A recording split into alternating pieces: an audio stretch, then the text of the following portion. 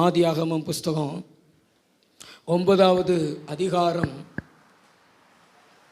1வது வசனம். பின்பு தேவன் நோவாவையும் அவன் குமாரரையும் ஆசீர்வதித்து நீங்கள் பலுகி பெருகி பூமியை நிரப்புங்கள். அல்லேலூயா. நோவாவினுடைய மனைவி, நோவாவினுடைய 3 பிள்ளைகள், மருமக்கமார்கள், மொத்தம் 8 பேர் ஜலப்பிரளயத்திலிருந்து காப்பாற்றப்பட்டு பேழைக்குள்ள வைத்து காப்பாற்றப்பட்டு ஒரு குறிப்பிட்ட நாள் வந்த பின்பு அந்த பேழையை திறந்து அவங்களை வெளியே கொண்டு வந்து, இந்த பூமியில் நீங்கள் பழுகி பெருகி பூமியை நிரப்புங்கள் என்று சொல்லி ஆசீர்வதித்தார் தேவன். அதிலிருந்து பெருகின கூட்டங்கள் தான் இன்னைக்கு உலகம் முழுவதும், பூமி முழுவதும் நிரப்பி இருக்கிற கூட்டங்கள். அல்லேலூயா. நான் சொல்லுது புரியுதா உங்களுக்கு? கைகள் ஒருத்த அல்லேலூயா சொல்லுங்களேன். அல்லேலூயா. ஆனால் இன்னொரு கூட்டம் வாசிங்களேன். ஆதியாகமம் 7வது அதிகாரம் நினைக்கிறேன், 23வது வசனம். மனுஷர் முதல் மிருகங்கள் ஊரும் பிராணிகள் ஆகாயத்து பறவைகள் பரியந்தமும் பூமியின் மேல் இருந்த உயிருள்ள வஸ்துக்கள் யாவும் அழிந்து அவைகள் பூமியில் இராதபடிக்கு நிக்கிரகமாயின. பூமியிலே இராதபடிக்கு பிரதர், பூமியில இராதபடிக்கு சொல்லுங்களேன். இராதபடிக்கு நிக்கிரகமாயின, அழிந்து போயின, பூமியை விட்டு வெளியேறின, பூமியை விட்டு வெளியேற்றப்பட்டன. ஒரு பெரும்பான்மையான கூட்டம் பூமியிலிருந்து வெளியேற்றப்பட்டது. ஒரு சிறு கூட்டம் பூமியிலே குடியமர்த்தப்பட்டது. இன்றைக்கும் அதுதான் நடக்கிறது. விபத்து என்கிற பேர்ல, வியாதி என்கிற பேர்ல, தற்கொலை என்கிற பேர்ல, கொலை என்கிற பேர்ல இந்த பூமியில வாழ வேண்டியவர்கள் வாழாமல் இந்த பூமியை விட்டு வெளியேற்றப்படுகிறார்கள். இந்த பூமியை இழந்து போகிறார்கள். அது பெரும்பான்மையான கூட்டமாக இருக்கிறது. ஆனா இன்னொரு பக்கம் ஒரு சிறு கூட்டத்தை ஆண்டவர் விபத்திலிருந்து பாதுகாத்து, கொலையிலிருந்து பாதுகாத்து, தற்கொலையிலிருந்து பாதுகாத்து, வியாதியிலிருந்து சுகம் தந்து ஆண்டவர் இந்த பூமியில அவர்களை மறுபடியும் அவர்களுக்கென்று குறித்திருந்த நாள் வரைக்கும் தேவன் குடியமர்த்துகிறார். பிசாசின் போராட்டங்கள், பிசாசின் ஆவிகள், மந்திர சூனியங்கள், இவைகளெல்லாம் அவங்களுக்கு விரோதமாக எழும்பினாலும் கர்த்தர் அவை எல்லாவற்றையும் முறியடித்து என் பிள்ளைகளை இந்த பூமியில நான் வாழ வைப்பேன்னு சொல்லிட்டு ஆண்டவர் மறுபடியும் அவர்களை காப்பாற்றி இந்த பூமியில வாழ வைத்து கொண்டிருக்கிறார். அல்லேலூயா. கை வைத்து அல்லேலூயா சொல்லுவோமா? ஒரு கூட்டம் பூமியை விட்டு வெளியேறுகிறது. அது பெரும்பான்மையான கூட்டமாக இருக்கிறது. இன்னொரு பக்கம் பூமியில இருக்கிற கூட்டம் மறுபடியும் தேவனாலே அமர்த்தப்படுகிறது. இதற்கு காரணம் என்ன? தேவன் பட்சபாதம் உள்ளவரோ? இல்லை. அவங்களுடைய வாழ்க்கை முறை. இந்த பெரும்பான்மையான கூட்டம் இந்த உலகத்தில் உள்ளவைகள் போதும், இந்த பூமியில் உள்ளவைகள் போதும் அப்படின்னு சொல்லிட்டு வாழ ஆரம்பித்து விடுகிறது. அதனாலதான் அப்படிப்பட்ட ஒரு காரியத்தை அவருடைய வாழ்க்கையில தேவன் செய்கிறார். ஆனா இன்னொரு கூட்டம் தேவனிடத்துல கிருபையை பெற்றுக்கொண்டு கிருபையை பெற்றுக்கொண்டு இந்த உலகத்தில் உள்ளவைகள் எங்களுக்கு வேண்டாம், எங்களுக்கு தேவன் கொடுத்த கிருபை போதும் என்று சொல்லி கிருபையை பற்றிக்கொண்டு கிருபை போதும் என்று வாழ்கிறவர்கள். அல்லேலூயா. உலகம் போதும் என்று வாழ்கிற ஒரு கூட்டம், உலகத்தில் உள்ளவைகள் போதும் அப்படின்னு வாழ்கிற கூட்டம். எங்களுக்கு தேவன் தேவையில்லை, ஜெபம் தேவையில்லை, ஆராதனை தேவையில்லை. எங்களுக்கு இந்த உலகத்தில் இருக்கக்கூடிய வேலை, பணம், பெண்கள், ஆசை இச்சைகளை நிறைவேற்றுவதற்கு பெண்கள், ஆண்கள், இது இருந்தா போதும், நாங்க இதிலேயே வாழ்வோம்னு சொல்லிட்டு வாழ்ந்து கொண்டிருக்கிற கூட்டம். ஆனா இன்னொரு கூட்டம் பார்த்தீங்கன்னா தேவனுடைய கிருபையை பெற்றுக்கொண்டு நீதிமானா வாழ்கிற கூட்டம், உத்தமமா வாழ்கிற கூட்டம், தேவனோடு வாழ்கிற கூட்டம். அதுதான் கிருபையை பற்றி கொண்டு கிருபை போதும் என்று வாழ்கிற கூட்டம். அல்லேலூயா. நான் கேட்கிறேன், நீங்கள் எந்த கூட்டம் என்று? உலகம் போதும் என்று சொல்லுகிற கூட்டமா? அப்படின்னா கைகளை உயர்த்தோர் அல்லேலூயா சொல்லுங்களேன். எங்களுக்கு கிருபை போதும் என்று சொல்லுகிற கூட்டம் நல்ல 2 கைகளை உயர்த்த அல்லேலூயா சொல்லுங்களேன். இன்னும் சத்தம் ஒரு அல்லேலூயா சொல்லுங்களேன். வாலிபர்கள் சொல்லுங்களேன் அல்லேலூயா. வாசித்து பாருங்களேன். உலகம் போதும் என்று சொல்லுகிற கூட்டம் எப்படி வாழ்ந்துச்சு? ஆதியாகமம் 6வது அதிகாரம் 2வது வசனம். தேவகுமாரர் மனுஷ குமாரத்திகளை அதிக சௌந்தரியம் உள்ளவர்கள் என்று கண்டு அவர்களுக்குள்ளே தங்களுக்கு பெண்களை தெரிந்து கொண்டார்கள். இந்த உலகம் போதும்னு நினைக்கிற கூட்டம் எப்படி இருக்கும் தெரியுமா? பின்னாடி இருக்கிற சிஸ்டர் கவனிங்களேன். உங்களுடைய பயோடேட்டாவில் நீங்கள் குறிப்பிட்டிருக்கிறவைகள் அல்லது பெண்ணு பார்ப்பதற்கோ மாப்பிள்ளை பார்ப்பதற்கோ நீங்கள் உங்கள் போட்டாவை கொடுக்கும் பொழுது பெண்ணு எப்படி இருக்கணும், மாப்பிள்ளை எப்படி இருக்கணும் அப்படின்னு டிமாண்டு வைப்பீங்க. அதில் முதல் டிமாண்ட் எப்படி இருக்கும் தெரியுமா? பொண்ணு கலராக இருக்கணும், பொண்ணு அழகாக இருக்கணும். எப்படி இருக்கணும்? அழகாக இருக்கணும், கலராக இருக்கணும்.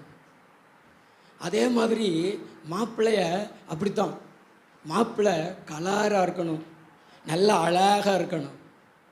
இப்படியெல்லாம் உங்களுடைய வாழ்க்கையில் நீங்கள் டிமாண்டு வைத்து உங்கள் திருமண வாழ்க்கையை நீங்கள் ஆயத்தம் செய்து கொள்ள நினச்சிங்கன்னா நீங்கள் யார் அப்படின்னா உலகம் போதும் என்று வாழ்கிற கூட்டம். அல்லேலூயா, அல்லேலூயா. உலகம் போதும் என்று வாழக்கூடாது. இந்த உலகம் போதும் என்று வாழ்ந்த அந்த கூட்டம் இந்த பூமியை இழந்தது, வாழ்வை இழந்தது. இன்னொரு வசனத்தை வாசிங்களேன், 4வது வசனத்தை வாசிங்களேன்.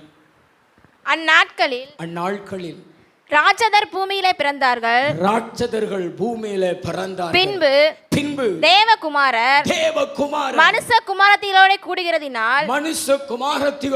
கூடுகிறதினால் இவர்கள் அவர்களுக்கு பிள்ளைகளை பெற்றபோது இவர்களும் பூர்வத்தில் பெயர் பெற்ற மனுஷராகி பலவான்களானார்கள். இந்த உலகத்தில் பேர் புகழ் பெற்றுக் கொள்வார்கள், பலவான்களாய் மாறிவிடுவார்கள். மாமிசத்தில் பலம், பணத்தில் பலம், அரசியல் செல்வாக்கு பலம், மனுஷர்கள் பலம், இப்படி உலக பிரகாரமான பல்வேறு பலத்தை பெற்றுக்கொண்டு அவர்கள் எப்படி வாழ்வார்கள்னா இந்த பேர் புகழ் போதும், இந்த பலம் எங்களுக்கு போதும் அப்படி சொல்லிட்டு வாழ்வார்கள். இது உலகத்துக்காக வாழ்கிற கூட்டம், உலகம் போதும் என்று வாழ்கிற கூட்டம். அல்லேலூயா. ஆனால் கிருபை போதும் என்று வாழ்கிற கூட்டம் எப்படி வாழும்? ஆதியாகமம் 6:8. நோவாவுக்கோ, பைபிள் எடுத்து பாருங்க தம்பி, பைபிள் எடுத்து பாரு. ஆதியாகமம் 6:8. நோவாவுக்கோ கர்த்தருடைய கண்களில் கிருபை கிடைத்தது. கர்த்தருடைய கண்களில் கிருபை கிடைத்தது. நோவாவின் வம்ச வரலாறு. நோவாவின் வம்ச வரலாறு. நோவா தன் காலத்தில் இருந்தவர்களுக்குள்ளே நீதிமானும் உத்தமனுமாய் இருந்தான். நோவா தேவனோடு சஞ்சரித்துக் கொண்டிருந்தான். ஹல்லேலூயா. நோவா எப்படி வாழ்ந்தான்? கிருபை போதும் என்று வாழ்ந்தான். எப்படி கிருபை போதும் என்று வாழ்ந்தான்? உத்தமனா வாழ்ந்தான், நீதிமானா வாழ்ந்தான். நம்ம பாஷையில் சொல்ல போனோம்னா ஒரே மனைவியோடு வாழ்ந்தான். எப்படி வாழ்ந்தான் சொல்லுங்க?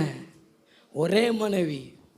அவன் வாழ்ந்த பகுதியில் வாழ்ந்த மனிதர்களெல்லாம் தெரிந்து கொண்டார்கள், பெண்களை தெரிந்து கொண்டார்கள்.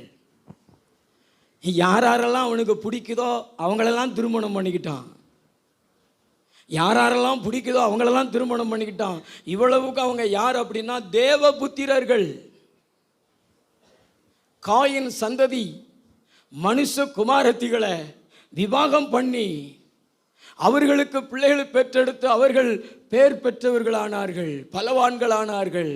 இந்த உலகம் போதும், என் ஆசை இச்சைகளை நிறைவேற்றினா போதும் அப்படி சொல்லிட்டு வாழ்ந்தாங்க. ஆனா நோவா அப்படி இல்லை. நோவாவுக்கு ஒரே மனைவி. நோவாவினுடைய 3 பிள்ளைகள். 3 பிள்ளைகளுக்கும் ஒரு மனைவி தான். உத்தமமாய் வாழ்ந்தார்கள், நீதிமானாய் வாழ்ந்தார்கள். வாழ்ந்த மனிதர்களுக்குள்ளே தேவனோடு சஞ்சரித்து கொண்டிருந்தான். இன்னைக்கு யாரெல்லாம் தேவனோடு சஞ்சரிக்கிறார்களோ, தேவனோடு நடக்கிறார்களோ, அவர்களெல்லாம் கிருபை போதும் என்று வாழ்கிற கூட்டம். தேவன் கொடுத்த மனைவியோடு வாழ்கிற கூட்டம், கிருபை போதும் என்று வாழ்கிற கூட்டம். அந்த கூட்டம் இந்த பூமியை இழந்து போகாது. இந்த பூமியை ஆண்டவர் அவர்களுக்கு மறுபடியும் வாழ்வதற்கு திரும்ப கொடுப்பார். அல்லேலூயா. ஜலப்பிரளயங்கள் எழும்பி வந்தாலும், வெள்ளங்கள் வந்து மோதினாலும் அவர்களை சேதமில்லாமல் காப்பாற்றி மறுபடியும் நீங்கள் வாழ்ந்த பட்டணத்தில் வைக்கப்படுவீங்க. நீங்கள் வாழ்கின்ற, நீங்கள் ஆராதிக்கிற சபையில் வைக்கப்படுவீங்க. நீங்கள் வாழ்ந்து கொண்டிருக்கிற குடும்பத்தில் வைக்கப்படுவீங்க.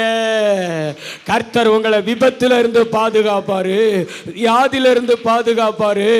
தேவன் உங்களுக்கு கொடுத்த இந்த வாழ்க்கையை நீங்க இழந்து போக மாட்டீங்க. நான் சொல்றதை எத்தனை பேர் நம்புறீங்க? நம்புனீங்கன்னா நல்ல கைத்தட்டி கர்த்தருக்கு நன்றி சொல்லுங்களேன். தலைக்கு மேல கூட கைத்தட்டி நன்றி சொல்லுங்களேன். இந்த உலகம் போதும் என்று வாழாதீங்க. இந்த உலகத்தில் உள்ளவைகள் போதும் என்று வாழாதீங்க. ஆண்டவருடைய கிருபை எனக்கு போதும், ஆண்டவருடைய கிருபை எனக்கு போதும் என்று சொல்லி வாழ்வதற்கு அர்ப்பணம் செய்யுங்க. நல்லா தான் கையை தட்டி ஆண்டவருக்கு நன்றி சொல்லுங்க. உங்க மனம் போன போக்குல வாழாதீங்க. அந்த தேவ புத்திரர்கள் மனம் போன போக்குல தான் வாழ்ந்தாங்க. நித்தமும் அவர்களுடைய மனதில் பொல்லாத காரியங்கள் தான் வந்தது. பூமி கொடுமையினால நிறைஞ்சிருந்துச்சு. அதனால தான் கர்த்தர் மொத்தமாக வெளியேற்றிட்டார். ஆனால் ஒரு சிறு கூட்டத்தை மாத்திரம் இந்த பூமியில் வச்சு நீ பலுகி பெருகி பூமியை நிரப்பு அப்படி சொல்லி ஆசீர்வதித்தார். நீங்க ஒரு சிறு கூட்டமாக இருந்தாலும், அந்த சிறு கூட்டமாக இருந்து தேவனுக்கு உத்தமமாக, நீதிமானாக, தேவனோடு நடக்கிறவர்களாய் சஞ்சரிக்கிறவங்களா வாழ்ந்தா போதும். கர்த்தர் ஒரு நாள் உங்களை பெரும் கூட்டமாய் மாற்றி விடுவார். ஏன்னா அவருடைய ஆசீர்வாதம் நம்ம மேல வரும். அவருடைய ஆசீர்வாதம் தான் நம்மளை பெருக செய்யும். அல்லேலூயா. உலகம் போதும் என்று வாழ்கிற மனிதர்கள் தான் இன்னைக்கு நிறையா. கிறிஸ்தவத்தில் கூட, சர்ச்சுக்கு வர்றவங்கள கூட உலகம் போதும் என்று வாழ்கிறவங்க தான் நிறையா. ஆனால் கிருபை போதும் என்று வாழ்கிற கூட்டம் குறைவு. அதனால தான் மரணம் அதிகமாய் நடக்கிறது. அதனால தான் மக்கள் மரணிக்கிற மக்களை பார்க்கிறார்கள். மரணிக்கிறவர்களுடைய சத்தத்தை காதுல கேட்கிறாங்க. இந்த நோவாவினுடைய குடும்பத்தில் அவன் மரணத்தை பார்த்ததே இல்லை. அவனுடைய மனைவி மரிக்கிறதே, அவனுடைய பிள்ளைகள் மரிக்கிறதே நோவா பார்க்கல, ஏன்னா அவங்க மரிக்கல. அதே மாதிரி கணவன் மரிக்கிறத, அப்பா மரிக்கிறத பிள்ளைகள் பார்க்கல, மனைவி பார்க்கல. நான் விசுவாசிக்கிறேன், அவங்க இந்த பூமியில் வைக்கப்பட்ட பின்பு ரொம்ப காலம் மரணத்தையே பார்த்துருக்க மாட்டாங்க. ஏன்னா பைபிளில் மரணம் நடந்ததற்கான ஒரு காரியத்தை நம்ம பார்க்க முடியலை. சேம் காம் யாபேத்துக்கு ஆண்டவர் பிள்ளைகளை கொடுக்குறாரு, அவங்களுடைய பிள்ளைகளை கொடுக்குறாரு. அந்த சந்ததியை தான் பைபிளில் வாசிக்கிறோம். ஆனால் இவன் சத்தான் அவன் சத்தான் அப்படின்னு பார்க்கவே முடியலை. ஆவியானவர் சொல்கிறாரு, நம்ம கிருபை போதும் என்று வாழ்ந்தா நம்ம வீட்டில் ஜீவன் ஆளுகை செய்யும், மரணத்தை நம்ம பார்க்க மாட்டோம். அல்லேலூயா. அந்த கிருபை நம்மளை சூழ்ந்து கொள்ளும், அந்த கிருபை நம்மளை தாங்கும், அந்த கிருபை நம்மளை ஏந்தோ. எத்தனை பேருக்கு கிருபை போதும்னு விசுவாசிக்கிறீங்க? நல்ல கை தட்டி ஆண்டவரை மகிமைப்படுத்துவீங்களா? அல்லேலூயா. ஆமென். கிருபை உங்களை கைவிடாது. இந்த உலகத்தை நம்பினீங்கன்னா உலகம் கைவிட்டுரும். இந்த கிருபை அப்படின்னா என்ன அப்படிங்கிறத நீங்கள் அறிந்து கொள்ளணும். எபிரியர் 10வது அதிகாரம் 29வது வசனம் வாசிங்களேன். தேவனுடைய குமாரனை காலின் கீழே மிதித்து தன்னை பரிசுத்தம் செய்த உடன்படிக்கையின் இரத்தத்தை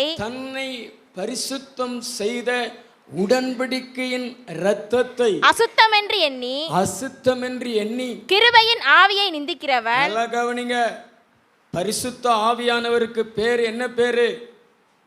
சத்தமாய் கிருபையின் ஆவி சொல்லுங்களேன், சத்தமா சொல்லுங்களேன். அதுதான் கிருபை. பரிசுத்த ஆவியானவரை உங்களுக்குள்ள நீங்க பெற்றிருக்கிறீங்கன்னா, பரிசுத்த ஆவியானவருடைய அபிஷேகத்தை நீங்க பெற்றிருக்கிறீங்கன்னா, நீங்க கிருபையை பெற்றிருக்கிறீங்க. அதுதான் கிருபை. இந்த கிருபை போதும்னு வாழணும், இந்த கிருபை போதும்னு வாழணும். எத்தனை பேர் பரிசுத்தாவின் அபிஷேகத்தை பெற்றிருக்கிறீங்க? எத்தனை பேர் பரிசுத்த ஆவியானவர் உங்களுக்குள்ள பெற்றிருக்கிறீங்க? அந்நிய பாஷையின் அடையாளத்தோட 2 கைகளை உயர்த்தி காமிங்க. நான்லாம் அபிஷேகம் பெற்றிருக்கிறேன், ஆவியானவரை பெற்றிருக்கிறேன் அப்படி சொல்லுங்க. கை உயர்த்தி காமிங்க, நல்லா கை உயர்த்தி காமிங்க. அபிஷேகம் பெற்றிருக்கிறீங்களா? நீங்களாம் பெற்றிருக்கிறீங்களா தம்பி? அபிஷேகம் அப்படின்னா என்ன பாஸ்டர்? அபிஷேகம் பெற்றிருக்கீங்களா? பின்னாடி இருக்கிறவங்க, பிரதர் அபிஷேகம் பெற்றிருக்கிறீங்களா? நல்லா கை உயர்த்தி காமிங்க. தலைக்கு மேலே விட கை உயர்த்தி காமிங்க. நல்லா கையை கீழே போட்டு சொல்லலையே. எல்லாரும் அபிஷேகம் பெற்றிருக்கிறீங்க, எல்லாருக்குள்ள ஆவியானவர் இருக்கிறார். எல்லாருமே கிருபை பெற்றவர்கள் தான். வேறு எதுக்கும் ஆசைப்படாமல் இந்த ஆவியானவர் எனக்கு போதும், இந்த ஆவியானவர் எனக்கு போதும்னு சொல்லிட்டு இவரில் நிரம்பி இவரை காத்து கொண்டு வாழுங்க. அதுதான் கிருபை. கிருபை போதும் என்று வாழ்கிற வாழ்க்கை. வேதாகமத்தில் சில பேர்லாம் இவரை இழந்து போனாங்க. சவுல் இவரை இழந்து போனான். அதனால் அவனை குறித்து வேதம் சொல்லுகிறவன் கிருபை இழந்து போனவன் என்று. சிம்சோன் ஆவியானவரை இழந்து போனான், கண்ணை இழந்தான், மகிமையை இழந்தான், வேடிக்கை பொருளானான். கடைசியில் தன்னைத்தானே மாய்த்து கொண்டு மரித்து போனான். இந்த சவுலும் அப்படித்தான், கிருபை இழந்து போனவன், தன்னுடைய பட்டயத்தை நட்டு அதில் விழுந்து செத்து போனவன். கிருபையை இழந்தவன் தற்கொலை பண்ணி செத்து போயிடுவான். ஆவியானவர் நம்மளை பார்த்து சொல்கிறார், இந்த ஆவியானவரை இழக்காதபடி காத்து கொள்ளுங்க, இந்த ஆவியானவரை காத்து கொள்ளுங்க. இன்னொருத்தன் கிருபை இழந்து போனான். அவனுடைய பேர் என்ன பேர்னா ஏசா. இயேசுவை இழந்த ஏசா. இயேசுவை ஒரு பயத்தாங்கூழுக்காக வித்து போட்டவன், ஒருவேளை பயத்தாங்கூழுக்காக வித்து போட்டவன். இந்த சேஷ்டிர புத்திர பாகம் என்னத்துக்கு அப்படி சொல்லி தம்பிட்ட அந்த சேஷ்டிர புத்திர பாகத்தை வித்துட்டு அவன் கிண்டி கொண்டிருந்த அந்த பயத்தாங்குளை வாங்கி சாப்பிட்டு ஆசீர்வாதத்தை இழந்து போனான். அதனால தான் இயேசு கிறிஸ்து ஏசாவின் சந்ததியில் பிறக்க வேண்டியவர் யாக்கோபினுடைய சந்ததியில் தாவீதின் வம்சத்தில் பிறந்தார். ஏசாவுக்கும் தேவனுக்கும் யெகோவா தேவனுக்கும் இயேசு கிறிஸ்துவுக்கும் சம்மந்தமே இல்லாமல் போயிருச்சு. இன்னைக்கு யாக்கோபின் தேவன் என்று அழைக்கப்படுகிறார். யாக்கோபில் ஒரு நட்சத்திரம் உதிக்கும் அப்படி சொல்லிட்டு யாக்கோபு அந்த ஆசீர்வாதத்தை சுதந்திரித்து கொண்டார்.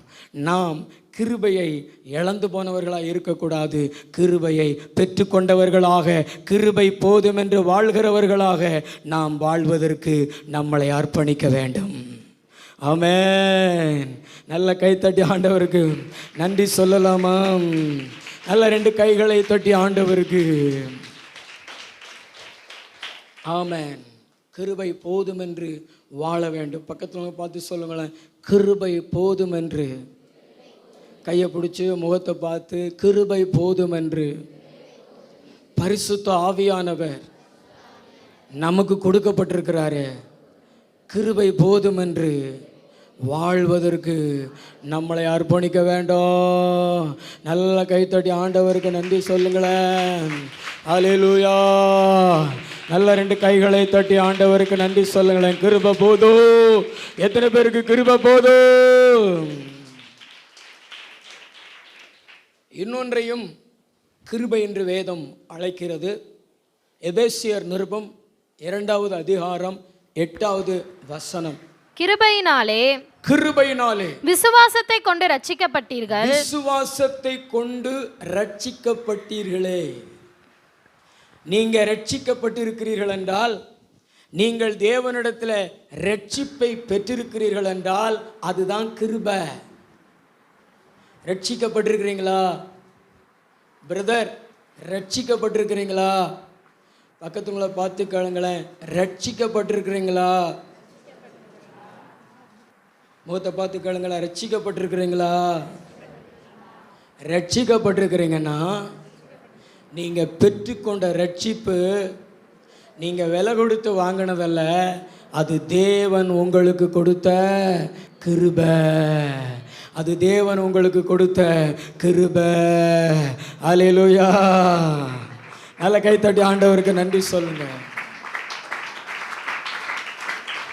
நீங்க கேட்கலாம், ரட்சிப்பு அப்படின்னா என்ன பாஸ்டர் அப்படின்னு கேட்கலாம். நான் சொல்றதை நல்லா கவனமாக கேட்கணும். ஆவியானவர் உங்களோடு கூட பேசுகிறாரு. தம்பி, உங்களுடைய இது வாழ்க்கை சம்பந்தப்பட்டது. நீங்கள் இதை மனசில் பதிச்சு வச்சுட்டிங்கன்னா இந்த பூமியில் ரொம்ப நாள் உயிர் வாழ்வதற்கு அது உதவியாக இருக்கும்.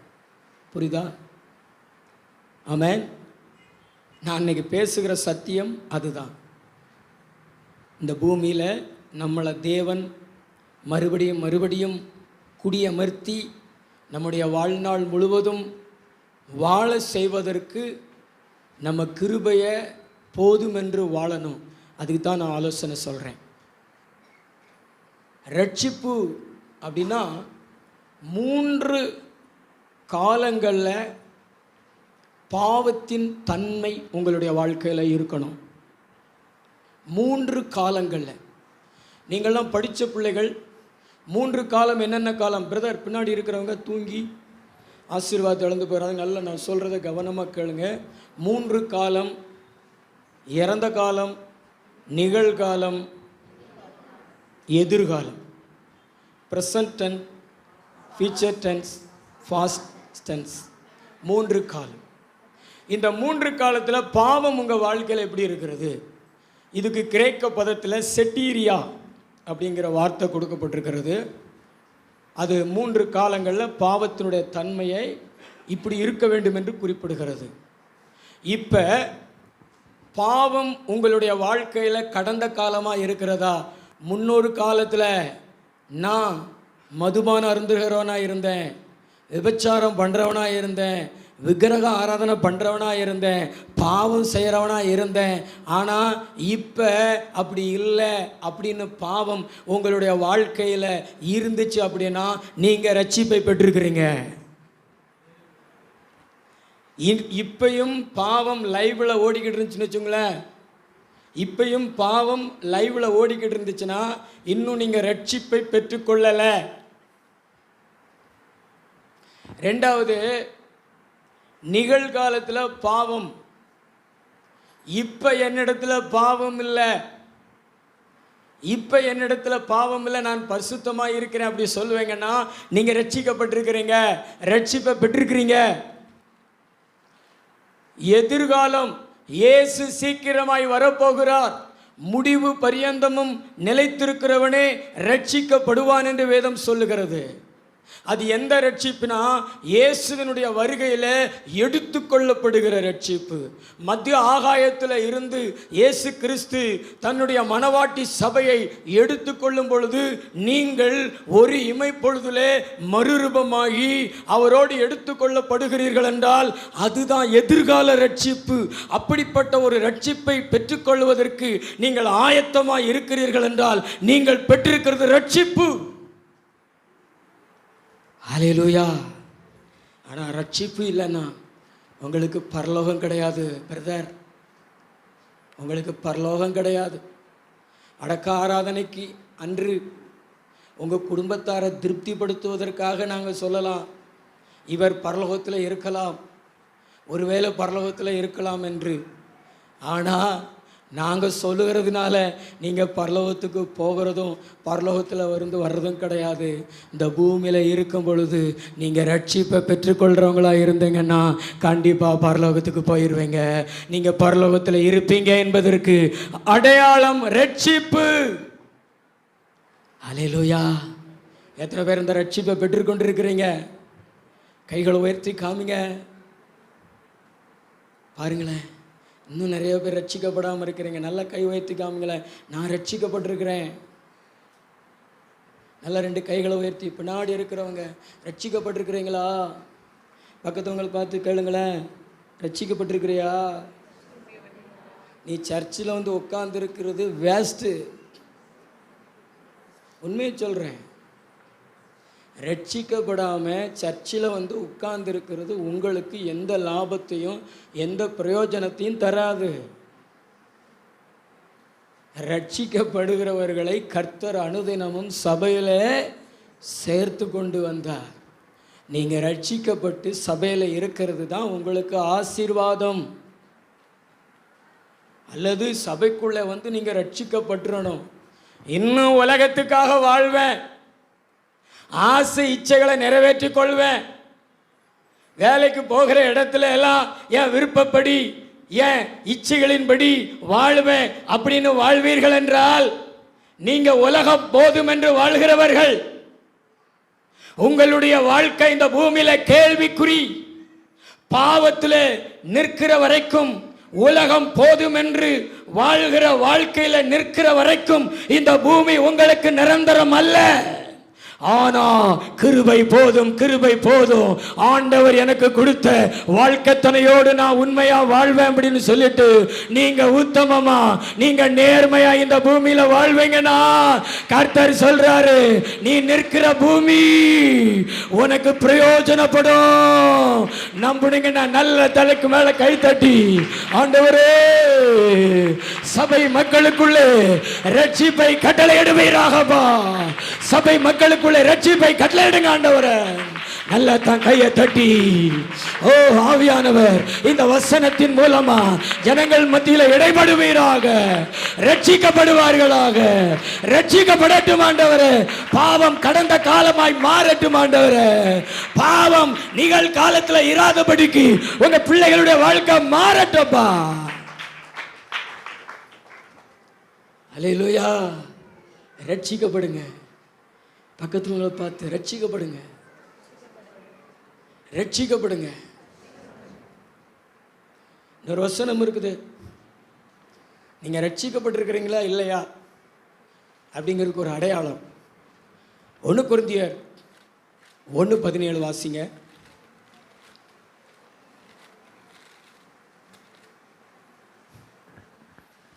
ஞானஸ்தானத்தை கொடுக்கும்படி 1 கொரிந்தியர் 1:17 சிலுவையை குறித்த உபதேசம்.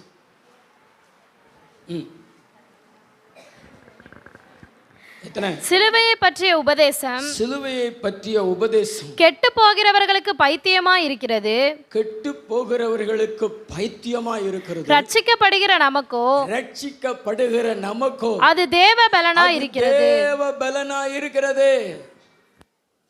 நீங்க ரட்சிக்கப்பட்டிருக்கிறீங்களா இல்லையா என்பதற்கு ஒரு அடையாளம். இந்த உலகத்தில் உள்ள மனிதர்கள் சொல்லுவாங்கல்ல, அல்லேலியா கோஷ்டி, ஜெபம், ஆராதனை, இவங்களுக்கெல்லாம் வேறு வேலை இல்லை அப்படி சொல்லிட்டு ஜெபத்தை குறித்து பரியாசம் பண்ணுவாங்க, ஆராதனையை குறித்து பரியாசம் பண்ணுவாங்க, பிரசங்கத்தை குறித்து பரியாசம் பண்ணுவாங்க, இயேசு கிறிஸ்துனுடைய சிலுவை மரணத்தை குறித்து பரியாசம் பண்ணுவாங்க. நான் சொல்கிறேங்க, ஆவிக்குரிய காரியம், ஆண்டவருடைய காரியம் உங்களுக்கு பைத்தியமாக தெரியுது, அதனால ஒரு பிரயோஜனம் இல்லை, லூசுக மெண்டல்க பாடுது, குதிக்குது, அந்நிய பாஷை பேசி ஏதோ உளருது அப்படியெல்லாம் உங்களுக்கு தோணுதுன்னா நீங்கள் இன்னும் ரட்சிக்கப்படலை. ஆனால் ஒரு சின்ன வீட்டு கூட்டத்தை கூட பாராளுமன்ற சபையின் கூட்டத்தை விட ஒரு முக்கியமான கூட்டம், ஐக்கிய நாடுகளின் சபைகளின் கூட்டத்தை விட ரொம்ப முக்கியமான கூட்டம் என்று சொல்லி அங்கே போய் முழங்கால் படிட்டு பணிந்து கர்த்தரை நீங்கள் பாடி ஆராதிக்கிறீங்கன்னா நீங்கள் ரட்சிக்கப்பட்டிருக்கிறீங்க. ஏன்னா உலகத்துக்கு ஆவிக்குரிய காரியங்கள் பைத்தியமாய் தோன்றும், ஆனால் அது நமக்கு தேவ பலம், தேவனுடைய பலன். கெட்டு போகிறவர்களுக்கு தான் அது பைத்தியம், ஆனால் ரட்சிக்கப்படுகிற நமக்கோ அது தேவ பலன். பக்கத்துல பார்த்து சொல்லுங்களேன், ஆராதனை தேவனுடைய பலன், பைபிள் ஸ்டடி தேவனுடைய பலன், உபவாச ஜெபம் தேவனுடைய பலன், ஆராதனை தேவனுடைய பலன். அல்லேலூயா. ஆவிக்குரிய காரியமெல்லாம் எனக்கு தேவனுடைய பலன். நல்ல தலைக்கு மேல கூட கை தட்டி அப்படி தெரியணும் நமக்கு, அப்படி தெரியணும் நமக்கு. இன்னைக்கு சர்ச்சுக்குள்ள கூட வந்து உட்காந்துக்கிட்டு கண்ணை மூடாம ஆராதிக்கிறவங்களை பார்த்து மனசுலையே பைத்தியங்கள் பைத்தியக்காரத்தனமாக கை தட்டுறாங்க அப்படியெல்லாம் நினைக்கிறேன். நீங்கள் ரட்சிக்கப்படலை சகோதரர்களே.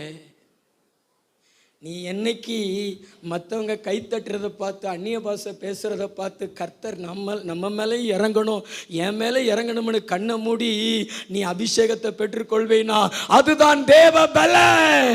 நீ ரட்சிக்கப்பட்டிருக்கிறன்னு அர்த்தம். இன்னைக்கு ஆவியானவர் உனக்கு புரிய வச்சிருப்பார் நீ என்ன நிலையில் இருக்கிறேன்னு சொல்லி. ஆண்டவர் உன்னை பார்த்து பேசுகிறாரு, சீக்கிரம் ரட்சிக்கப்படு, ரட்சிக்கப்படாம பரலோகத்துக்கு யாரும் போக முடியாது. இயேசுதான் ரட்சிப்பு. அந்த தேவன் தருகிற ரட்சிப்பை சீக்கிரமா பெற்றுக்கொண்டு அவருடைய வருகைக்கு ஆயத்தப்படு. கிருபை போதும் என்று வாழு சகோதரா, கிருபை போதும் என்று வாழு சகோதரியே.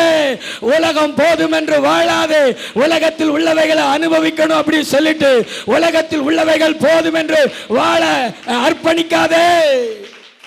அல்ல தலைக்கு மேல கை தட்டி ஆவியானவர் பேசுகிறாரு, இது கடைசி காலம், இது நோவாவின் காலத்தை போல இந்த காலம் கொடிய காலமா இருக்கிறது. அநேகர் மரணத்தை தழுவுகிறார்கள்.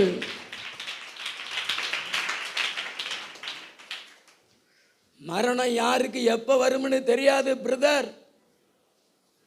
கிருபை போதும் என்று வாழுங்க, கிருபை போதும் என்று வாழுங்க. கர்த்தர் உங்களை நோவாவை மாதிரி பலிகி பெருகி பூமியை நிரப்புன்னு மறுபடியும் இந்த பூமியில் வாழ வைப்பார். அல்லேலூயா. நீங்கள் உலகம் போதும் என்று சொல்லி ஆண்டவரை புறக்கணித்து நோவா காலத்தில் வாழ்ந்த மக்களை போல ஆசை இச்சைகளை நிறைவேற்றுறவங்களா, பேர் புகழை பெற்றுக்கொண்டு அது போதும் என்று அதுக்காக ஓடுகிறவர்களாய், அதுக்காக பிரயாசப்படுகிறவர்களாய் இருக்காதீங்க. சொத்து சுகம் பணம் வேலை இதுதான் முக்கியம்னு சொல்லிட்டு அது போதும்னு ஓடுகிற மக்களாக இருக்காதீங்க. நோவாவை போல கிருபை போதும்.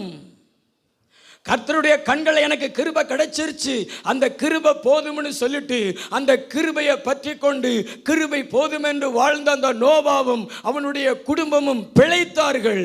அதே போல இந்த கடைசி காலத்தில் காலம் கொடிய காலமாக இருந்தாலும், இந்த உலகம் கொடூரமான காரியத்துக்குள்ள போனாலும் நாம் கிருபையை சார்ந்து வாழ்வோம். அல்லேலூயா. அந்த கிருபை நம்மளை தப்புவிக்கும், அந்த கிருபை நம்மளை பாதுகாக்கும், அந்த கிருபை நம்மளை இந்த பூமியில் மறுபடியும் குடி அமர்த்தும். பலுகி பெருகி பூமியை நிரப்புங்கன்னு ஏசப்பா மறுபடியும் மறுபடியும் மறுபடியும் நம்மளை வாழ வைப்பாரு. எத்தனை முறை மரண போராட்டங்கள் வந்தாலும் கர்த்தர் நம்மளை தப்புவித்து வாழ வைப்பாரு. நான் சொல்ற இந்த வார்த்தை நிறைய பேருடைய மனசுக்குள்ள போகல. நீங்க கூட நினைக்கிறீங்க, பைத்தியமா நினைக்கிறீங்க, இப்படியெல்லாம் நடக்குமா, இதெல்லாம் உண்மையா அப்படின்னு நினைக்கிறீங்க. அதுதான் ரட்சிப்பு. நீங்க இன்னும் பெற்றுக்கொள்ளலைங்கிற அடையாளத்தை வெளிப்படுத்துகிறது. இன்னைக்கு ஆண்டவர் உங்களை பார்த்து சொல்றாரு, மற்ற மக்களை போல நீ உலகத்தை நம்பி ஏமாறாத, மற்ற மக்களை போல உலகத்தை நம்பி இந்த உலகத்தை இழந்து போகாத. ஆண்டவரை நம்பு, கிருபையை நம்பு, கிருபையை சூழ்ந்துகொள், கிருபையை சார்ந்துகொள். கிருபை போதும் என்று நினை. உன் கூட தான் கர்த்தர் பேசுறாரு. ஹல்லேலூயா, ஹல்லேலூயா. இந்த கிருபை போதும் என்று வாழ்வது எப்படி? ஒரு 3 காரியத்தை நான் உங்களுக்கு சொல்றேன். ஆதியாகமம் 6வது அதிகாரம் 9வது வசனம். நோவாவின் வம்ச வரலாறு. நோவாவின் வம்ச வரலாறு. நோவா தன் காலத்தில் இருந்தவர்களுக்குள்ளே நீதிமானும் உத்தமனுமாய் இருந்தான். நோவா தேவனோடு சஞ்சரித்து கொண்டு இருந்தான். அல்லேலூயா. இந்த உலகத்தில் உள்ள மக்கள் கொடுத்தவரை விட்டுட்டாங்க. இந்த பூமியை கொடுத்தவரை, இந்த பூமியில் உள்ளவைகளை கொடுத்தவரை, மனைவியை கொடுத்தவரை, கணவனை கொடுத்தவரை, பிள்ளைகளை கொடுத்தவரை, ஆஸ்திகளை கொடுத்தவரை, பலத்தை கொடுத்தவரை, பேர் புகழை கொடுத்தவரை விட்டுட்டாங்க. ஆனால் கொடுக்கப்பட்டவைகளை மாத்திரம் பிடித்து கொண்டார்கள். போதும் போதும் போதும் என்று. இன்னைக்கு நிறைய பேர் அப்படித்தான். ஆண்டவர் நல்ல ஒரு கணவரை கொடுப்பார், நல்ல ஒரு மனைவியை கொடுப்பார், நல்ல ஒரு குடும்பத்தை கொடுப்பார், அதை பிடிச்சிக்கிடுவாங்க. நல்ல பிள்ளை செல்வங்களை கொடுப்பார், அதை பிடிச்சிக்கிடுவாங்க. ஆனால் கொடுத்தவரை விட்டுருவாங்க, கொடுத்தவரை விட்டுருவாங்க. நல்ல பேர பிள்ளைகளை கொடுப்பார், ஆராதனையில் கூட அது சிங்காசனத்தில் அமர்ந்து கொண்டது மாதிரி மடியில் ஜம்முன்னு அமர்ந்திருக்கும். கொடுத்தவரை விட்டுருவாங்க, ஆனால் கொடுக்கப்பட்டவைகளை பெற்றுக்கொள்வாங்க, பிடித்து கொள்வாங்க. அப்படி இருப்பது உலகம் போதும், உலகம் போதும், உலகம் போதும் என்று வாழ்கிற கூட்டத்தின் வாழ்க்கை. நோவா அப்படி அல்ல. இந்த குடும்பத்தை கொடுத்தது யாரு? இந்த மனைவியை கொடுத்தது யாரு? இந்த 3 ஆண் பிள்ளைகளை கொடுத்தது யாரு? இந்த ஆண் பிள்ளைகளுக்கு மனைவிமார்களை கொடுத்தது யாரு? இந்த சொத்தை கொடுத்தது யாரு? இந்த ஆடு மாடுகளை கொடுத்தது யாரு? இந்த வேலைக்காரங்களை கொடுத்தது யாரு? இந்த உறவினர்களை கொடுத்தது யாரு? இந்த நண்பர்களை கொடுத்தது யாரு? அவர் பேரு தேவன். அப்ப முதல்ல அவரை பிடிச்சுக்கோடா, அவரை பிடிச்சுக்கோடா. அவரை பிடிச்சாதான் அவர் கொடுத்தவைகள்லாம் நமக்கு ஆசீர்வாதமாக இருக்கும் என்று சொல்லி கொடுத்தவரை பிடித்து கொண்டார்கள், கொடுத்தவைகளை பிடித்து கொள்ளல. நல்லா தான் கையை தட்டி ஆண்டவரை மகிமைப்படுத்துங்களேன்.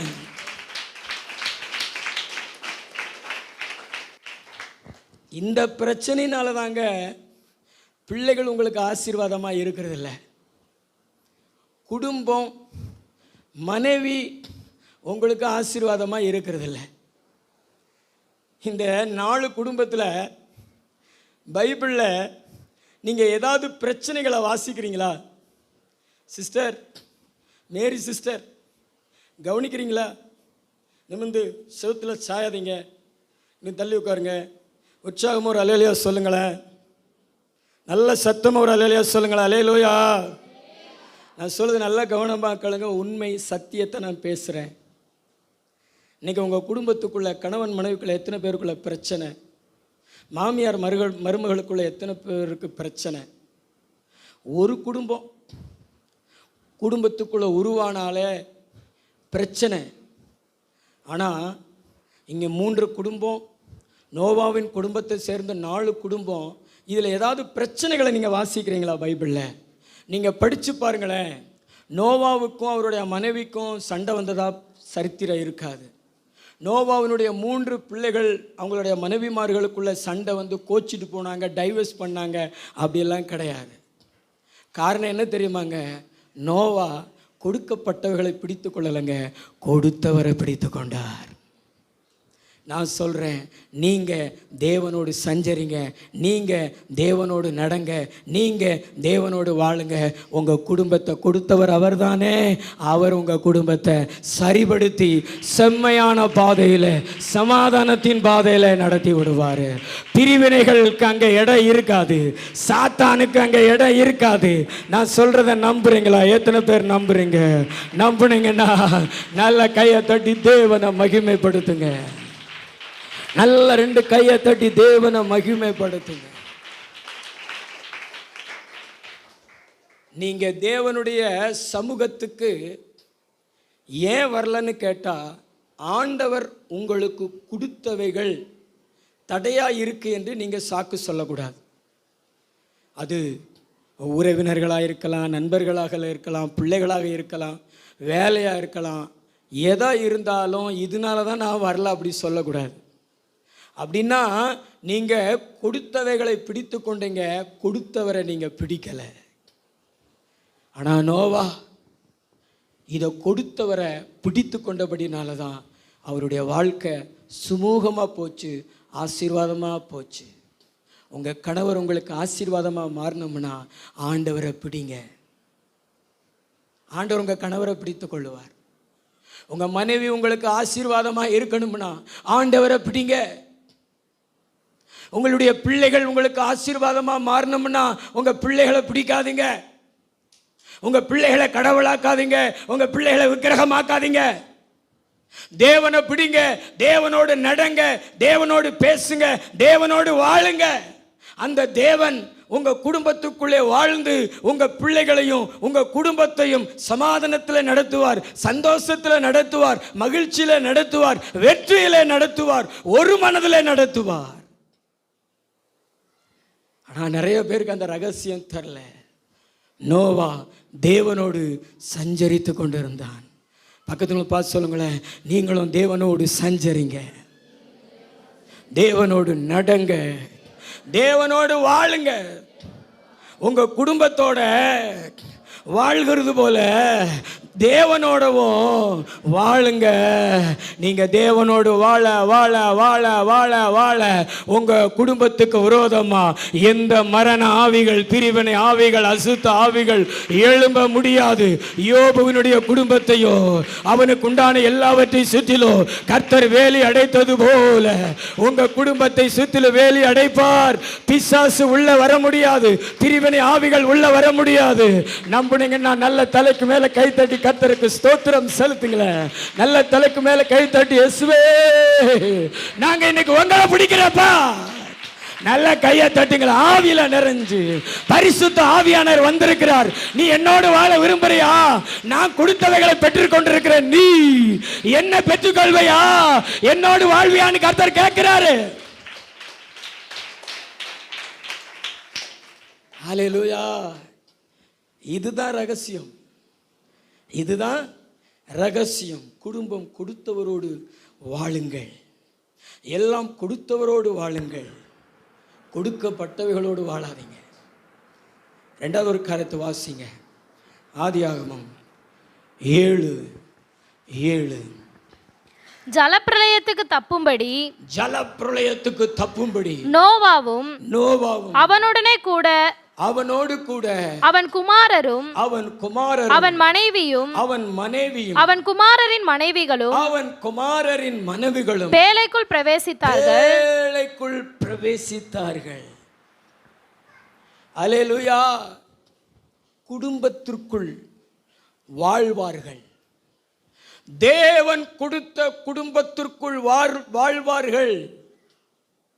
நோவா தேவன் தனக்கு கொடுத்த மனைவியோடு வாழ்ந்தார். நோவா அவருடைய பிள்ளைகள் அவங்களுக்கு கொடுக்கப்பட்ட வாழ்க்கை துணையோடு வாழ்ந்தாங்க. ஆவியானவர் சொல்றாரு, நீங்க கிருபை போதும் என்று வாழ்கிறவர்களா இருந்தீங்கன்னா தேவன் உங்களுக்கு கொடுத்த வாழ்க்கை துணையோடு மட்டும்தான் வாழ்வீங்க. அதுக்கு மீறி உங்க வாழ்க்கையில கனவுல கூட அதை நினைக்க மாட்டீங்க. வேலை செய்கிற இடத்துலையோ, சமுதாயத்திலையோ, சர்ச்சிலையோ, வேற எந்த இடத்துலையுமே குடும்பத்திற்கு வெளியே உங்க மனைவியை விட்டுட்டு, உங்க கணவனை விட்டுட்டு வேறு நபர்களோடு உங்களுடைய விருப்பங்களை, உங்களுடைய ஆசைகளை, உங்களுடைய இச்சைகளை நிறைவேற்றிக் கொள்ளுகிற ஒரு காரியம் உங்க வாழ்க்கையில இருக்காது. ஏன்னா நீங்கள் குடும்பத்திற்குள் வாழ்கிறவர்கள். இப்படி குடும்பத்திற்குள் வாழ்கிறவர்கள் தான் இந்த பூமியிலே மறுபடியும் குடியமர்த்தப்படுவார்கள். நோவா ஒரே மனைவியோடு தான் வாழ்ந்தார். நோவாவினுடைய பிள்ளைகள் ஒரே மனைவியோடு தான் வாழ்ந்தார்கள். இன்னைக்கு இந்த கடைசி காலத்தில் இச்சைகள் தூண்டப்பட்டு உடன்படிக்கையை உடைக்கிறார்கள், உடன்படிக்கையை மீறுகிறார்கள். அதாவது உலகத்துக்கு பேருக்கு ஒரு குடும்பத்துக்குள்ளே இருந்து கொள்ளுகிறார்கள். ஊருக்கு இவர் புருஷன், ஊருக்கு இவள் மனைவி. ஆனா உண்மையிலேயே இவரும் நானும் பிரிஞ்சு பல ஆண்டுகளாயிருச்சு. அப்படிங்கிற நிலையில தான் நிறைய குடும்பங்கள் இருக்கிறது. இது பிசாசனுடைய தந்திரம். நீ சீக்கிரமாக இந்த சரீரத்தை விட்டு போகணும், இந்த உலகத்தை விட்டு போகணும், நீ வாழ கொடுத்த இந்த பூமியில நீ வாழ்ந்துடக்கூடாது அப்படி சொல்லிட்டு பிசாசு உனக்குள்ள இச்சைகளை தூண்டி, ஆசைகளை தூண்டி, நீ தேவனுக்காக வாழாத, கிருபைக்காக வாழாத, கிருபை போதும் என்று வாழாத, இந்த உலகம் போதும் என்று வாழு, ஆசைகள் போதும் என்று வாழு, இச்சைகளை நிறைவேற்றி வாழுன்னு சொல்லிட்டு குடும்பங்களை உடைக்கிறான், குடும்பங்களை பிரிக்கிறான். ஆனா ஆவியானவர் சொல்றாரு, அதுக்கு நீ இடம் கொடுக்காத. அப்படி இடம் கொடுக்காம இருந்தீனா நீ பேழைக்குள் பிரவேசிப்ப, ஜீவனுக்குள்ள பிரவேசிப்ப. உனக்குன்னு கர்த்தர் ஆயத்தப்படுத்தி வச்சிருக்கிற அந்த பாதுகாப்புக்குள்ள பிரவேசிப்ப. நம்பிக்கை இருக்குதா? கடைசியில் இருக்கிற மகளே, நம்பிக்கை இருக்குதா? உனக்குன்னு ஆண்டவர் வச்சிருக்கிற அந்த பேழை, அந்த பாதுகாப்புக்குள்ள பிரவேசிப்ப. உலகமே அழிஞ்சு போனாலும், உலகத்தில் உள்ள மக்கள் அழிஞ்சு போனாலும் நீ பேழைக்குள் காக்கப்படுவ. கைத்தட்டு வர மாட்டேங்குது பாருங்களேன், கைத்தட்டு வர மாட்டேங்குது பாருங்களேன். ஆவியானவர் பேசுகிறார்.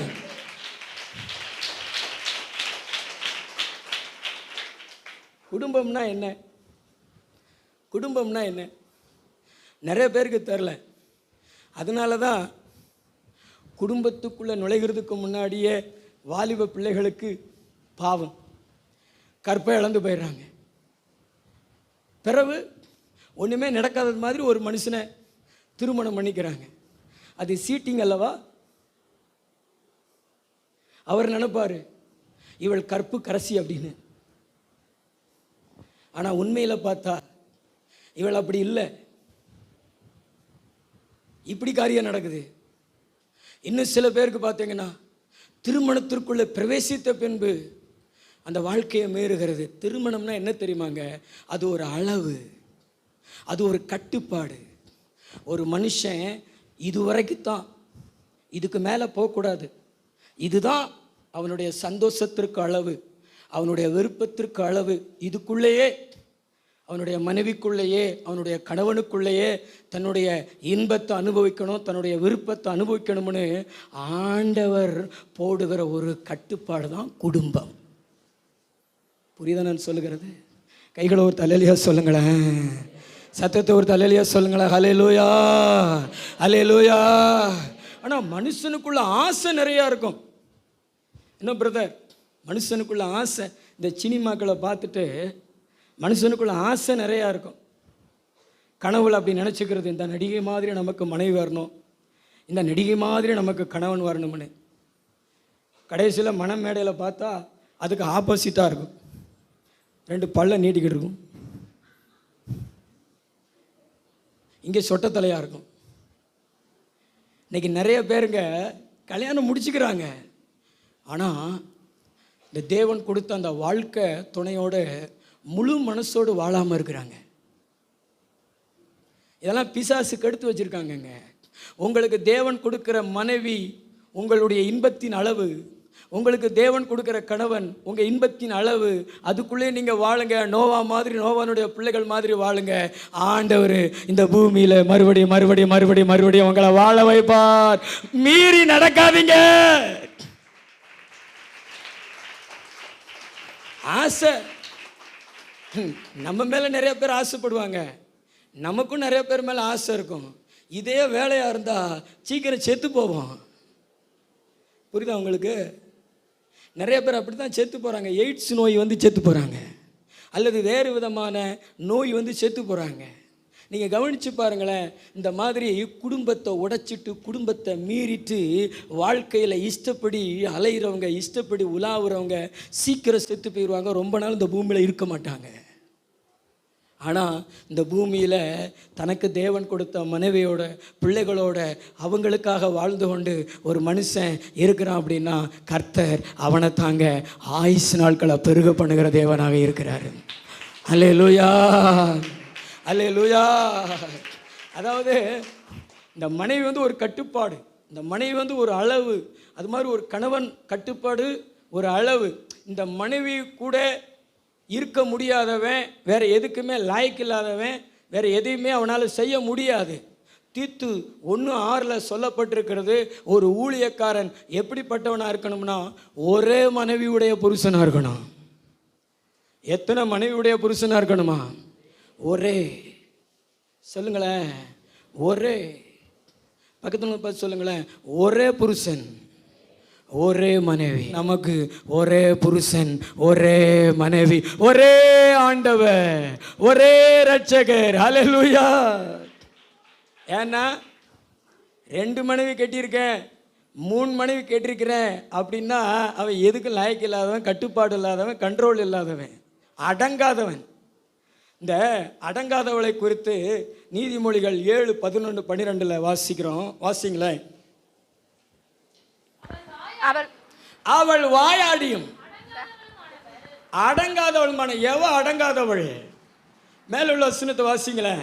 அப்பொழுது இதோ வேசியின் ஆடை ஆபரணம் தரித்த தந்திரமானமுள்ள ஸ்திரீ அவனுக்கு எதிர்பட்டால் அவள் வாயாடியும் அடங்காதவளுமானவள். அவள் கால்கள் வீட்டிலே தரிக்கிறதில்லை, சில வேளை வெளியில் இருப்பாள், சில நேரம் வெளியில இருப்பா, சில வேளை வீதியில் இருப்பாள்.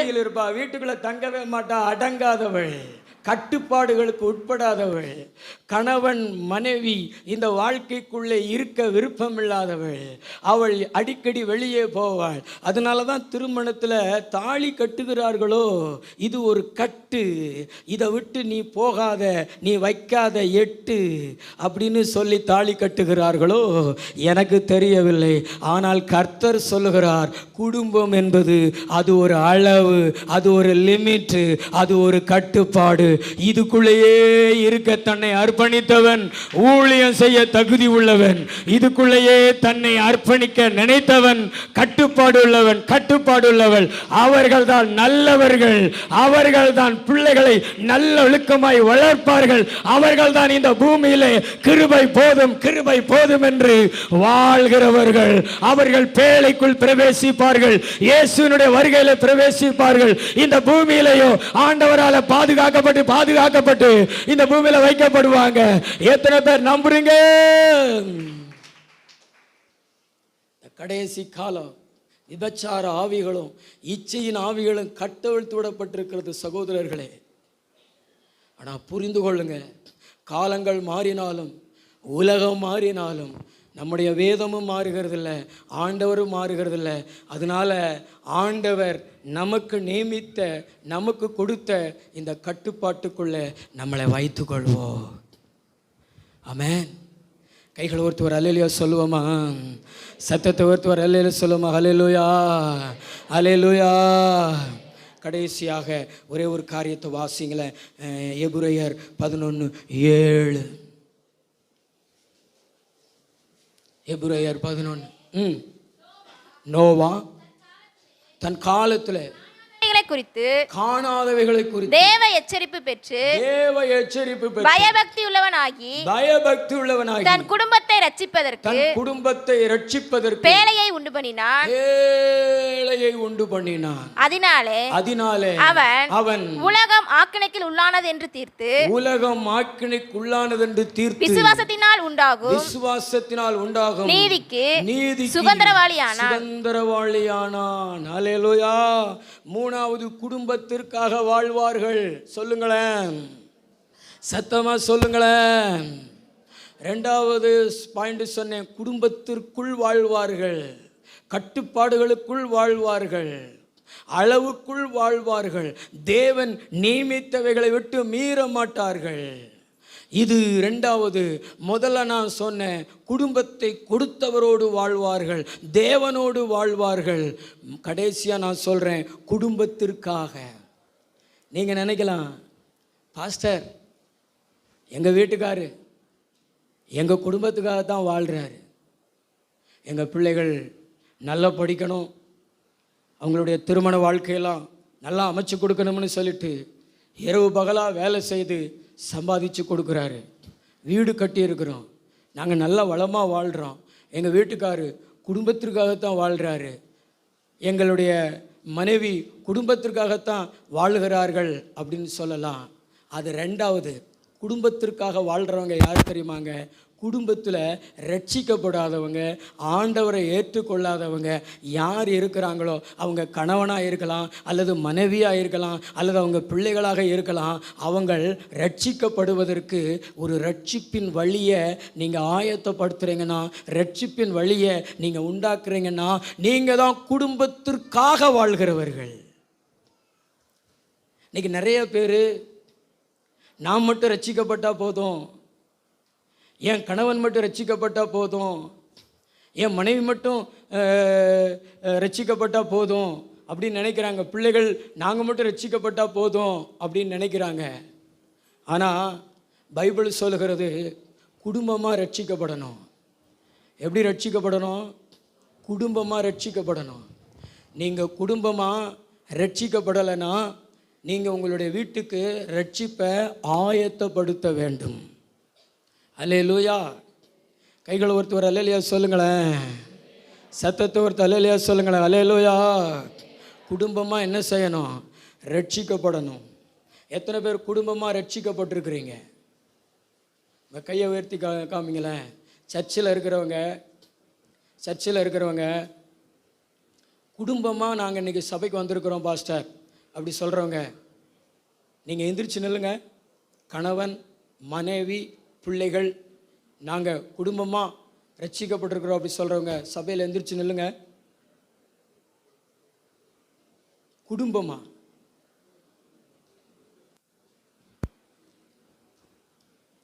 ஆமென். பாருங்களேன், ஒரு சில குடும்பங்கள் தான் இத்தனை பேரில் பிள்ளைகள் ரட்சிக்கப்படாமல், கணவர் ரட்சிக்கப்படாமல் உட்காந்துங்களேன். உங்களுக்காக நான் கடவுளுக்கு நன்றி சொல்கிறேன். நல்ல கைத்தட்டி அவங்களுக்காக ஒரு நன்றி சொல்லுங்களேன். கடவுளுக்கு நல்ல கடவுளுக்காக நன்றி சொல்லுங்களேன்.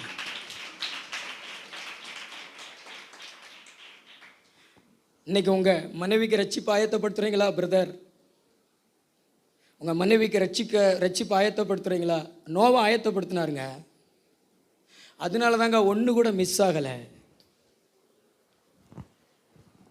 நோவா பிள்ளைகளுக்கு ரட்சிப்பு ஆயத்தப்படுத்தினார், மனைவிக்கு ரட்சிப்பு ஆயத்தப்படுத்தினார். நீங்கள் ஆயத்தப்படுத்துகிறீங்களா? எப்படி ஆயத்தப்படுத்தலாம்? கொர்நேலி என்கிற ஒரு மனுஷன் தன்னுடைய குடும்பத்தை ரட்சிப்புக்குள்ளே நடத்தினார். ஒரே நாளில் ரட்சிக்கப்பட்டாங்க, ஞானஸ்தானம் எடுத்தாங்க, பரிசுத்தாவின் அபிஷேகம் பெற்றாங்க. அதுக்கு காரணம் ஆண்டவரிடத்தில் ஜெபித்து பேதுருவை தன்னுடைய வீட்டுக்கு அழைச்சார். அவர் ரட்சிப்பின் செய்தியை சொன்னார், அபிஷேகத்தில் நடத்தினார், ரட்சிக்கப்பட்டாங்க. அது மாதிரி லீதியால் என்கிற பெண் ஆற்றோரங்கரையில் அப்போஸ்தலனாகிய பவுல் பிரசங்கித்து கொண்டிருக்கும் பொழுது அவளுடைய இருதயத்தை கர்த்தர் திறந்தார். அந்த வசனத்தை கேட்டு ரட்சிக்கப்பட்டு ஞானஸ்தானம் எடுத்தாங்க. உடனே அவங்க வீட்டுக்கு கூட்டிகிட்டு போய் குடும்பத்தாரை ரட்சிப்புகளை நடத்தி ஞானஸ்தானம் பெற்றுக்கொண்டாங்க. குடும்பத்துக்கு ரட்சிப்பை அவங்க ஆயத்தப்படுத்தினாங்க. அதாவது உங்கள் வீட்டுக்கு நீங்கள் ரட்சிப்பை ஆயத்தப்படுத்தணும்னா ஆண்டவரை அழைக்கணும். ஆண்டவரை நீங்கள் எப்படி அழைக்கணும்னா, ஊழியக்காரன் உங்கள் வீட்டில் உள்ள ரட்சிக்கப்படாதவங்களை சந்திப்பதற்கு நீங்கள் வழி திறக்கணும். நீங்கள் மட்டும் சர்ச்சுக்கு வருவீங்க, பாஸ்டர் பார்ப்பீங்க, பாஸ்டர் உங்களுக்காக ஜெபிப்பார், அதோட முடிஞ்சு போயிடும். ஆனால் உங்கள் கணவரை சந்திக்கக்கூடிய வாய்ப்பு, உங்கள் பிள்ளைகளை சந்திக்கக்கூடிய வாய்ப்பு, உங்கள் மனைவியை சந்திக்கக்கூடிய வாய்ப்பு, ஆலயத்துக்கு அழைக்கக்கூடிய வாய்ப்பு, ஆண்டவரை குறித்து சொல்லக்கூடிய வாய்ப்பு இல்லாமல் போயிருமே. அப்போ பாஸ்டரை உங்கள் வீட்டுக்கு அழைக்கணும், உங்கள் வீட்டில் கூட்டங்கள் வைக்கணும், உங்கள் பிள்ளைகளை சந்திக்க வைக்கணும், உங்கள் கணவரை சந்திக்க வைக்கணும். இந்த கொர்நேலியோ வீட்டுக்கே கூப்பிட்டு வீடையே ஒரு சர்ச்சாக மாற்றினார். வீட்டில் கூட்டம் நடந்தது, அபிஷேகம் கிடைத்தது, அனைத்தும் ரட்சிக்கப்பட்டார்கள், அனைவரும் ரட்சிக்கப்பட்டாங்க. நீங்கள் இந்த ஊழியக்காரனை உங்கள் வீட்டில் வர விடாதபடிக்கு நீங்கள் தடுத்தீங்கன்னா நீங்கள் உங்கள் குடும்பத்தாருக்கு ரட்சிப்பை நீங்கள் ஆயத்தப்படுத்தவே முடியாது. அடிக்கடி உங்கள் வீட்டுக்கு பாஸ்டர் வரும்படியாக நீங்கள் வாசல்களை திறக்கணும். அங்கே ரட்சிக்கப்படாத நபர்களை குறித்து அவங்களிடத்துல பேசி ரட்சிப்புகளை நடத்துவதற்கு ஆண்டவர் வழி நடத்துவார். நான்லாம் உங்கள் வீட்டுக்கு நீங்கள் என்னை கூப்பிட்டாலும் நீங்கள் கூப்பிட்ட பர்பஸ் ஒன்றா இருக்கும்.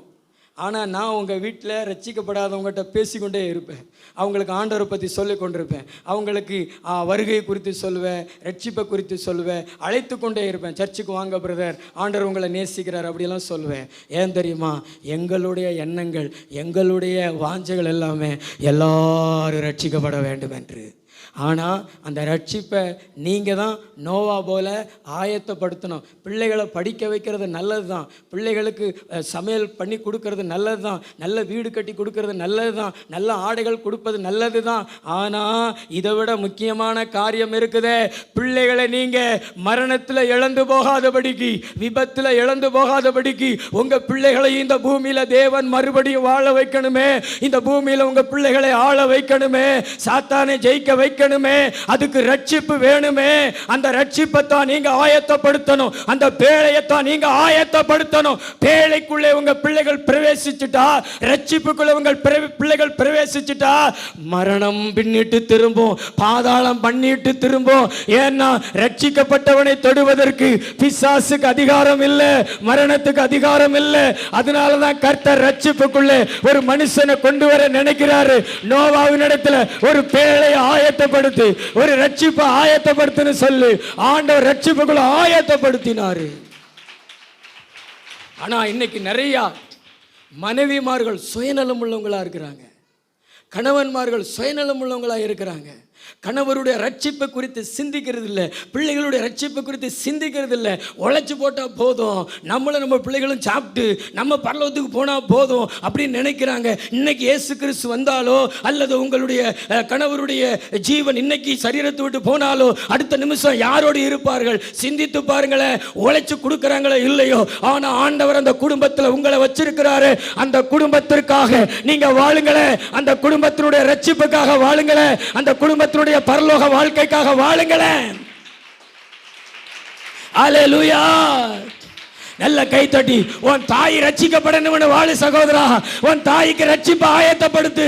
உன் தகப்ப ரட்சிக்கப்படணும்னு என்னைக்காவது பாரம் கொண்டிருக்கிறியா? என்னைக்காவது ஆண்டவர் இடத்துல அழுது மன்றாடி ஜெபிச்சிருக்கிறியா? உன் உடன் பிறந்த சகோதரர்கள் சர்ச்சுக்கு வராம இருக்கிறாங்களே, பாவத்தில் இருக்கிறாங்களே, ரட்சிக்கப்படாம இருக்கிறாங்களே அப்படி சொல்லிட்டு அவங்களுக்காக அழுது இருக்கிறியா? பாரத்தோடு கேட்கிறாரு. பின்னாடி இருக்கிறவங்க பாரத்தோடு கேட்கிறார், உன் தாய் தகப்பனுக்காக அழுதிருக்கிறியா?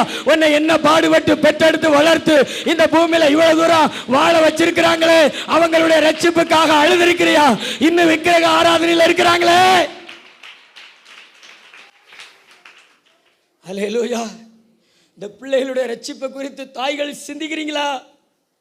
படிப்பை குறித்து சிந்திக்கிற நீங்க ரட்சிப்பை குறித்து சிந்திக்கிறீங்களா? வீட்டை பூட்டிக்கிட்டு சர்ச்சில் ஜெபம் நடக்குது, ஆனால் வீட்டை பூட்டிக்கிட்டு வெளியே வராமல் வீட்டில் டிவியை பார்த்துக்கிட்டு இருந்தீங்கன்னா இந்த பிள்ளைகள் எப்படி ரட்சிக்கப்படும்? சனிக்கிழமை ஜெபம் நடக்குதே, போ சர்ச்சுக்கு போ. நம்ம வீட்டு பக்கத்திலே சர்ச்சு கொடுத்துருக்கிறாரு, நம்ம வீட்டுக்கு பின்னாடியே சர்ச்சை கொடுத்துருக்கிறாரு, நம்ம கையெட்டுக்கிற தூரத்தில் கர்த்தர் சர்ச்சை கொடுத்துருக்கிறாரு. போய் ஜெபம் பண்ணுன்னு சொல்லி நீ அனுப்பி விட்டீங்கன்னா நீ தான் குடும்பத்திற்காக வாழ்கிறவள், நீ தான் குடும்பத்திற்காக வாழ்கிறவர். உன் பிள்ளைய இந்த சின்ன வயசுலேயே ரட்சிப்புக்குள்ள நடத்திட்டீங்கன்னா நீ உலகத்தை விட்டு போனாலும் உன் பிள்ளைய இந்த பூமியில விபத்துல இருந்து பாதுகாப்பாரு, வியாதியில இருந்து பாதுகாப்பாரு, ஜீவனை கொடுப்பாரு. நோவா மாதிரி, நோவாவுடைய பிள்ளைகள் மாதிரி இந்த பூமியில வாழ வைப்பாரு. உன் பிள்ளைய வாழ வைத்து அந்த பெருமை உன்னை சேருமே. நீங்க சுயநலம் தான். என் பிள்ளை, என் பிள்ளை, என் பிள்ளை இதே மாதிரி ஒரு நாள் செத்து அப்படி பிரேதமா கொண்டு வந்திருக்கீங்களே, என் பிள்ளை, என் பிள்ளை, இந்த நிலை வரக்கூடாதுன்னு சொல்லிதான் ஆண்டவர் ரட்சிப்பு ஆயத்தப்படுத்துன்னு சொல்றாரு. குடும்பத்திற்காக வாழுங்க. பக்கத்துல பார்த்து சொல்லுங்களேன், குடும்பத்திற்காக வாழுங்க. பின்னாடி உள்ளவங்க சொல்லுங்க, உன் பிள்ளைகளுக்காக வாழுங்க. ரட்சிப்பு ஆயத்தப்படுத்துங்க. குடும்பத்திற்குள் வாழுங்க.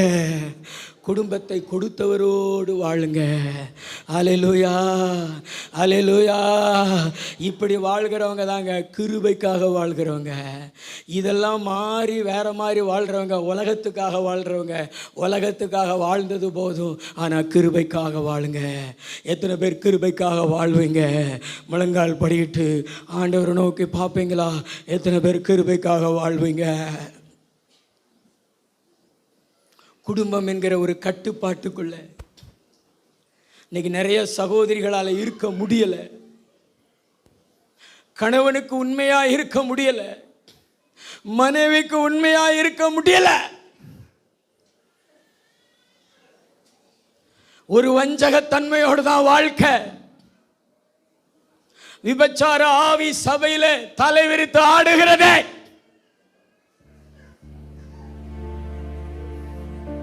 ஆனா நான் இருப்பேன் நோவா மாதிரி உத்தமனா, நீதிமானா, கிருபைய சார்ந்து கொண்டு கிருபைக்காக வாழ்வேன்னு சொல்றவங்க 2 கைகளை வானத்துக்கு நேரம் உயர்த்தி ஜெபம் பண்ணுங்க. பரிசுத்த ஆவியானவர் உங்க கை வழியா உங்களுக்குள்ள இறங்குவாரு.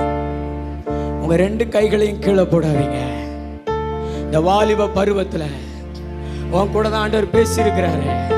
நல்ல முழங்கால் போட்டு 2 கைகளை உயர்த்தி,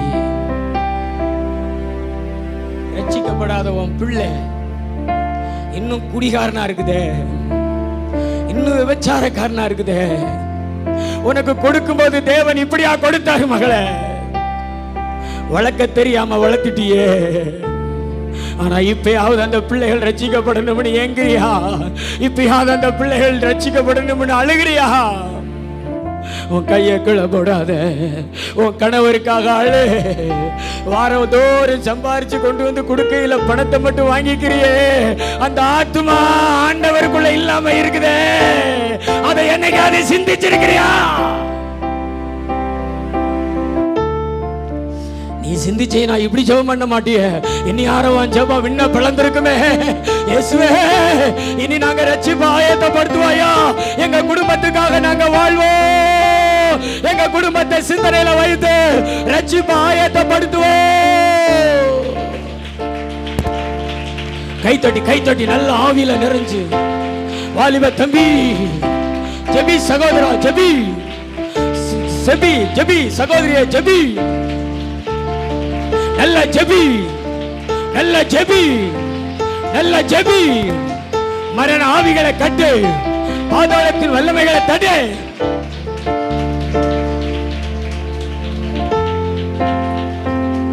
உன்னை நீயே ஏமாத்திக் கொள்ளாத மகளே. நன்றி ஏசப்பா, நீ கொடுத்த வார்த்தைக்காய் நன்றி. அந்த மக்கள் எல்லாரையும் ஆசீர்வதிங்க. இரத்த கோட்டைகளை மறைங்கப்பா, சாட்சியா நிறுத்துங்க. கிருபைகள் தாங்கட்டையா. கிருபைக்காக வாழட்டும். கிருபை போதும் என்று வாழட்டும். இந்த வாரம் முழுது கூட இரத்த கோட்டைகளை மறைங்க, சாட்சியா நிறுத்துங்க, பலப்படுத்துங்க. இயேசு கிறிஸ்துவின் மூலம் ஜெபிக்கிற நல்ல பிதாவே.